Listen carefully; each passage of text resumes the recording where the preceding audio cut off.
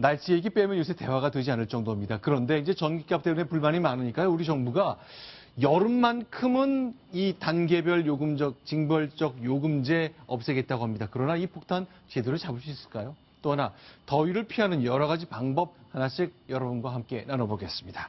자, 박소영 기자 나오셨는데요. 오늘 너무너무 더웠잖아요. 네, 더워도 너무 더울 수 있을까 싶은데 아니나 다를까 이 전국에 폭염특보가 내렸다고 합니다. 이 전국에 폭염특보가 내린 것 일부 섬지방을 제외하고 내린 건데요. 네. 보시면요, 서울에 36.4도. 네. 가 되고요. 광주가 30. 경기도 광주를 얘기하는 네, 거죠? 그렇습니다. 네. 그다음에 수원이 33도고요. 보시면 남쪽으로 가면 35도를 훌쩍 넘었습니다. 대구가 네. 36도고요. 광주가 36도인데 네. 이렇게 사상 처음으로 전국에 폭염특보가 내려진 거는 처음이라고 합니다. 원래 2008년에 폭염특보 공보제가 도입이 됐는데 그때 이후로 처음으로 이렇게 전국에 폭염특보가 내린 겁니다. 지금 화면에 보이는 것이 서울 광화문 한복판에 있는 청계천 초입이거든요. 시원하게 흐르는 청계천에 시민들이 발을 담그고 있는 모습 보고 계십니다. 손수 변호사. 그런데 우리 정부가 5시 20분에 당대표실에, 새누리당 당대표실에 모여가지고 한시적으로 누진제 완화하는 방법 논의 시작했다 그랬죠? 네, 그렇습니다. 지금 네. 그 화면에 보이는 그 네. 숫자가 이제 그 작년에도 이제 그 유사한 그런 네. 한시적으로 이제 그 누진제를 완화했었는데요. 이제 4단계라고 한다면은 이제 전기를 많이 사용할수록 1단계, 2단계, 3단계, 4단계로 이제 올라갑니다. 6단계까지 있는 거잖아요. 그렇습니다. 이제 4단계로 썼을 경우에 301부터 400kWh/C인데요. 네. 이제 4단계지만 3단계 요금을 적용하겠다라고 해가지고 이제 kWh/C당 이제 약 100원 정도 네, 가격 인하됐는데요. 네.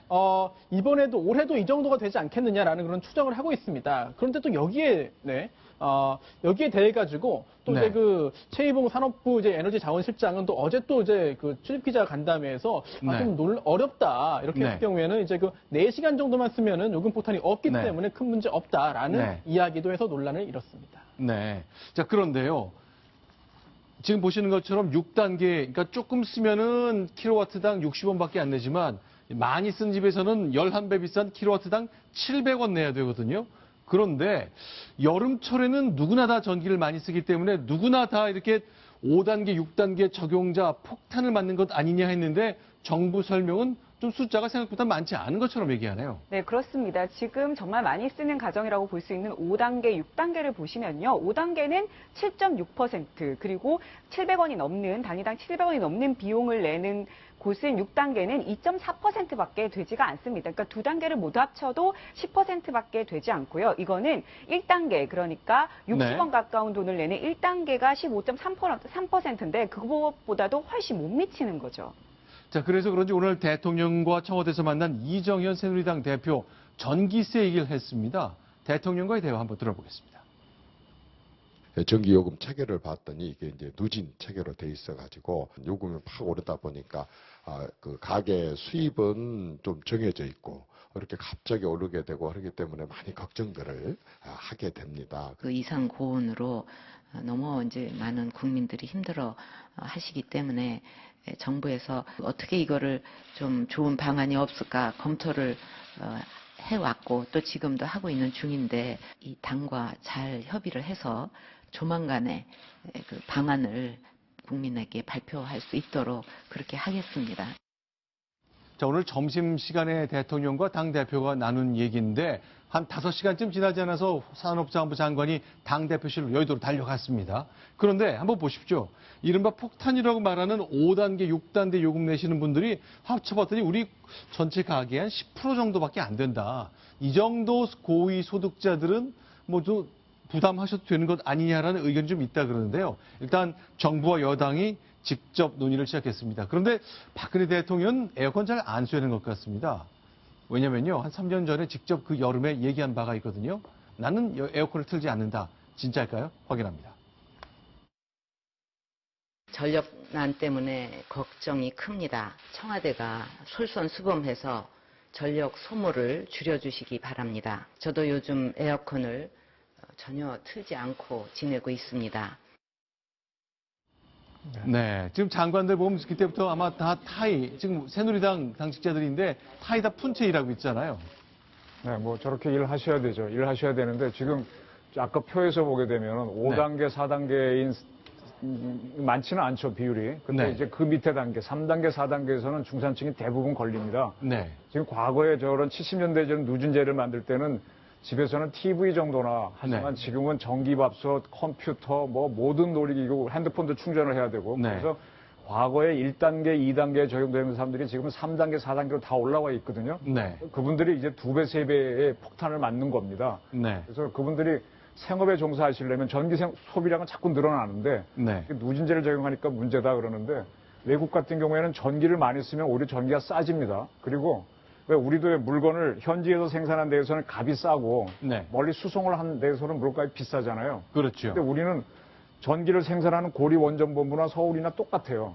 그리고 제주 같은 경우는 그걸 해저 케이블에서 보내주는데 거기도 똑같습니다. 아하. 이게 이제 지역 어떤 평등 사상 때문에 그런데 미국이나 다른 나라 같은 경우에는 그 전기를 보낼 때 손실되는 부분만큼 또 송전 시설을 지은 비용만큼 멀리 있는 부분은 더 내고 네. 그렇게 해야만 발전소라고 하는 남들이 싫어하는 시설을 갖고 계신 분들은 혜택을 보고 하는 문제가 있는데 네. 저는 아마 그런 식으로 그 거리에 따라 송전 네. 비용에 따라 개편, 누진제도 없애고 줄이고 어떤 사용한 만큼 하고 그다음에 네. 이제 어려운 사람들은 어떤 복지 문제로 풀어가야 된다. 네. 그런 말씀을 좀 드리고 싶습니다. 자, 지금 화면에 보이는 대로요. 참 더울 것 같아요. 일하시는 모습도 저희가 봤고, 자, 전기가 저렇게 치밀치밀하게 조밀조밀하게 공급이 되고는 있습니다만 폭탄 맞는다는 느낌이 들 것 같습니다.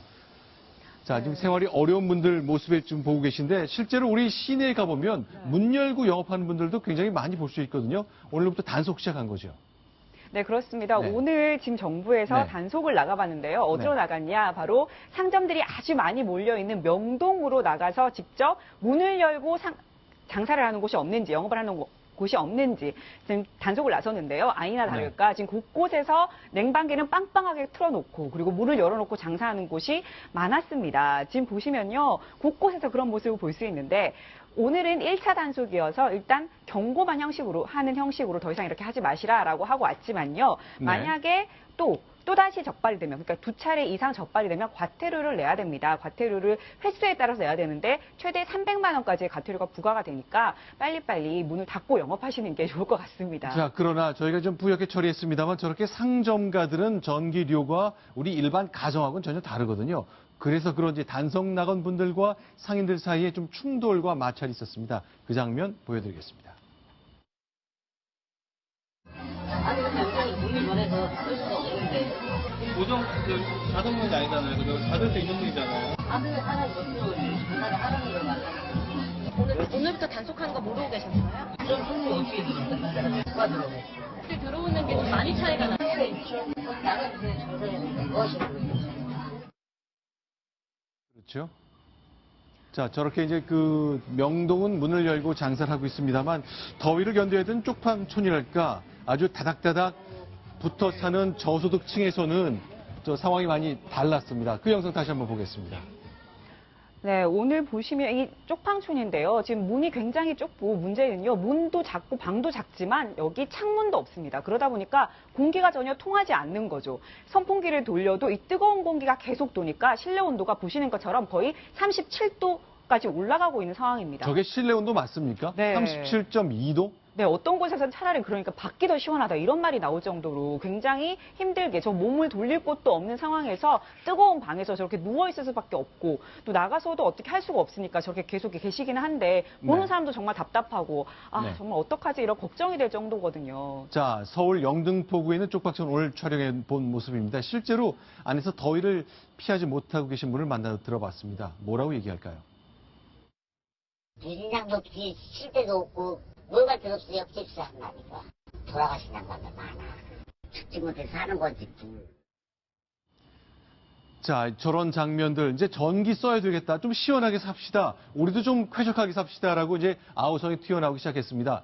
당과 그 정부가 오후에 만났던데 2,200만 명 정도가 혜택을 볼 정도로 누진세를 대폭 완화하겠다는 방침을 정했습니다. 일단 한시적이지만 결정을 내려주는 것 같죠? 그렇습니다. 작년에도 이제 유사한 조치가 있었는데요. 작년에 혜택을 본 가구가 이제 약 530만 가구라고 합니다. 그러니까 올해 이제 약 2,200만 가구가 혜택을 보게 된다고 한다면 작년에 비해서도 무려 4배 가까이 혜택 폭이 늘어난 것이기 때문에 굉장히 대폭적인 그런 혜택을 준다라고 이제 볼 수 있겠는데요. 또한 작년에는 이제 가구당 이제 약 7,800원 정도의 전기요금 인하 효과가 있었거든요. 네. 올해 가구 수도 많이 늘었습니다만 실질적으로 할인되는 요금이 전기요금이 어느 정도가 되겠느냐 이 부분도 굉장히 관심이 갑니다. 자, 어쨌건 더위를 이겨내야 됩니다. 이제 며칠만 더 견디면 우리는 이제 새로운 가을바람을 맞을 수 있을 겁니다. 더 버티셔야 되는데요. 실제로 경기도 광주 지역에서는 새로운 방식이 좀 도입되는 것 같은데요. 일단 경기도 광주 지역에는 곤지암에 정신병원 모습 저희가 좀 보여드리고 있습니다. 과거에 병원이 있었던 곳이잖아요. 네, 그렇습니다. 과거에 이곳에 정신병원이 있긴 했는데 지금은 문을 닫았습니다. 그런데 그 형태가 그대로 남아 있어서요. 여기가 무섭다. 그리고 여기서 사람이 많이 죽어나갔다. 이런 소문이 돌면서 네. 아주 공포 체험을 하기 위한 사람들로 북적이고 있는데요. CNN에서도 이곳이 세계에서 가장 무서운 곳이다라고 얘기를 했을 정도로 네. 공포 체험장으로 지금 아주 명성을 높이고 있는 곳이기도 합니다. 그러다 보니까 사람들이 정말 많이 찾아가고 있고요. 저기 보시면 안이 굉장히 워낙 지금 문을 닫은 상태다 보니까 보기에도 무섭고 뭔가 이런저런 핏자국 같은 것도 보이고 보시면 으악 하고 소리를 지르는 모습도 볼 수 있고요. 근데 저 병원은요, 문 닫은 지 20년이나 됐다는데 그대로 유지가 되고 있군요. 방치된 거죠, 사실은. 네, 지금 사실상 방치가 된 겁니다. 저기가 원래 원장이 있었고 지금은 그 가족들이 물려받은 상황인데 가족들이 해외에 나가 있다 보니까 거의 방치가 된 상황이라고 합니다. 네, 인근 주민들은 좀 어려움을 호소하는군요. 젊은 사람들이 이제 공포 체험한다고 와가지고 비명을 질러대고 또 노래까지 부르더라. 아주 시끄럽다면서 신호가 많이 늘었다는 건데요. 실제로 인근 주민들의 말씀을 좀 들어보겠습니다. 젊은 애들이 많이 와요. 보통 시끄러운 게 아니라니까요. 소리는 안 지르고 조용히 올라갔다 오면 괜찮은데 소리는 너무 질러요. 새벽녘에만 그러니까. 자, 그런가 하면 여름을 이겨내는 다른 방법 중에 하나가 실내 온도가 영하까지 내려갈 수가 있나 모르겠네요. 네, 그런 곳이 있습니다. 그러니까 네. 실내 온도가 영하까지 내려가면요, 춥다는 소리가 절로 나오는데 지금 보이는 곳이 바로 저곳입니다. 광명 동굴인데요. 저 동굴에 보시면 지하로 30m까지 내려갑니다. 그러니까 시원할 수밖에 없겠죠. 저기서 와인도 마시고 또 시원한 곳에서 책도 보고 또 여러 가지 공연도 관람하는 그런 곳이거든요. 그래서 사람들이 아주 많이 몰리고 있다고 하는데 이곳은 예전 일제시대의 폐광이었다고 합니다. 네. 그곳을 개발을 해서 이제 사람들이 더위를 피하고 그리고 또 즐길 수 있게끔 만든 곳이다 보니까 지금 사람들이 거의 90만 명 가까이 찾아갔다고 합니다. 자, 서울 마포구의 홍익대학교 앞에는 아이스 뮤지엄이라는 얼음을 활용한 그 공간이 있는데요. 그곳을 다녀온 시민도 저희가 만나봤습니다. 더운데 있다가 여기 들어왔더니 시원하고 너무 좋아요. 근데 우리 감기 걸릴 것 같아요. 자, 얼음으로 된 곳이군요. 네, 그렇습니다. 얼음 조각들이 모여있는 곳인데요. 저기 보면 이글루도 있고 아까 보시는 것처럼 미끄럼틀도 얼음으로 만들어져 있습니다. 그러다 보니까 실내 온도가 무려 영하 7도라고 합니다. 이 더위에 거의 냉장고만큼 시원한 곳이죠. 그러다 보니까 사람들이 또 더위를 즐기기 위해서, 더위를 물리치기 위해서 저곳을 가고 있고요. 애들도 굉장히 좋아한다고 합니다. 네, 자, 지금 보시는 것처럼 이제 전기 문제 때문에 우리가 매년 이런저런 고민을 해왔지만 올해는 특별히 무덥고 전기 사용할 것도 많고 그러나 한국전력은 이익도 많이 나고 여러 가지 정치적으로 사회적으로 생각해야 될 거리들이 굉장히 늘어나는 해였습니다. 자, 여러 곳들 많은 곳에서 시원한 가운데 좀 여름을 나셨으면 하는 건데요.